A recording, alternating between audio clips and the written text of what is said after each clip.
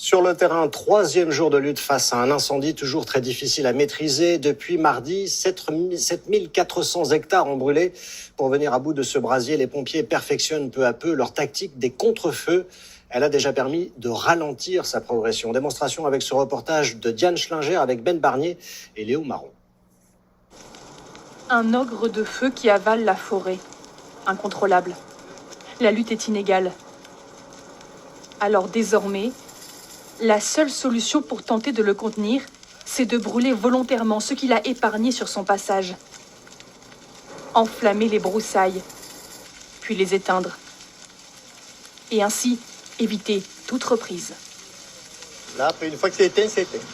Il n'y aura plus de reprise du tout, même si quelqu'un veut essayer de mettre le feu, il n'y arrivera pas.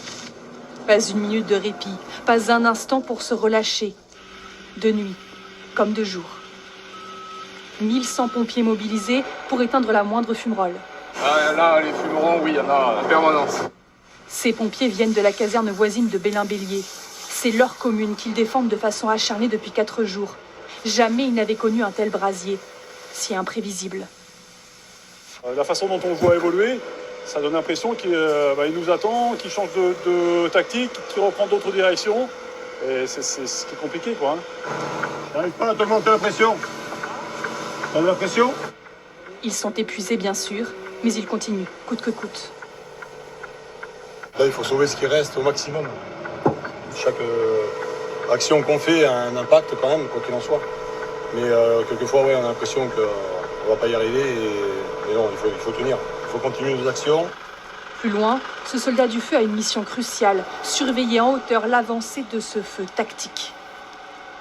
Ils brûlent tout ça et nous on s'assure que ça passe pas en saute de l'autre côté. Car ce matin encore, les contre-feux sont la stratégie privilégiée. Brûler ce bas-côté pour éviter que plus tard l'incendie ne se propage au-delà de la route. Ça fait presque 1 heure maintenant qu'on a commencé. On avance 20 mètres par 20 mètres et on surveille. Le but du jeu, c'est de maîtriser le feu, c'est pas de le lancer et de ne pas savoir où il va. Depuis hier, le travail a largement payé. Les pompiers ont réussi à limiter la propagation de l'incendie. Mais le vent est en train de se lever. Et ces images filmées il y a peu laissent présager de nouvelles heures compliquées.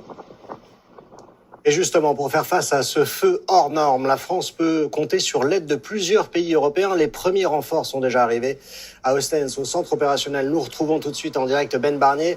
Ben, cette aide, bien sûr, est très attendue. Concrètement, comment se met-elle en place ?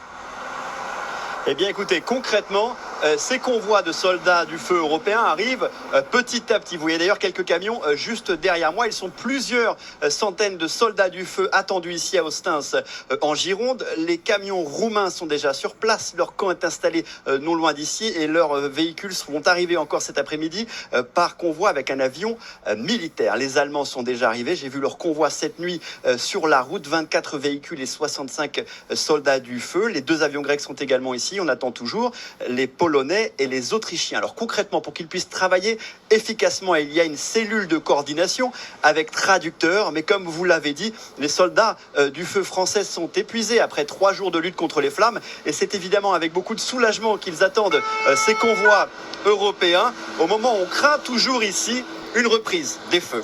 Merci beaucoup Ben Barnier en direct de Ostens. Et autre renfort devenu cet été indispensable, la mobilisation des sapeurs-pompiers volontaires. C'est le cas d'un salarié d'Orange que nous avons pu rencontrer après son baptême du feu. Il a passé 10 jours dans les Landes. Témoignage recueilli par Marie-Pierre de Gors et Georges Pinol.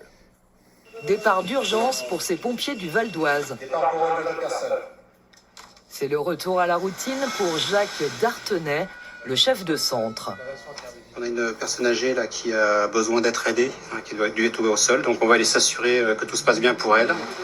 Pompier volontaire, il était encore en Gironde il y a 5 jours pour sa première intervention sur l'énorme incendie de Landiras fin juillet.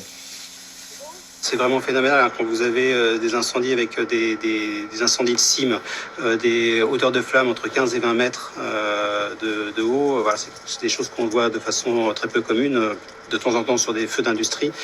Mais là, avec cette quantité, cette masse, ces superficies, donc c'est tout à fait inédit pour moi. Une expérience inoubliable pour le capitaine, chargé de la lutte contre les reprises de feu, mais c'est surtout la solidarité sur place qui l'a marqué. On a été accueillis voire même applaudis lorsqu'on arrivait dans les villages. Et puis on avait aussi tout un réseau de bénévoles qui se mettaient en place pour surveiller les incendies. Certains venaient avec des citernes pour essayer de traiter les petits feux. Dans le civil, Jacques Dartenay est cadre chez Orange. Son employeur l'avait libéré pour l'occasion. Voilà, j'avais vraiment envie de faire ça au moins une fois dans ma carrière. C'était le cas cette année. Une expérience que le capitaine des pompiers espère renouveler bientôt.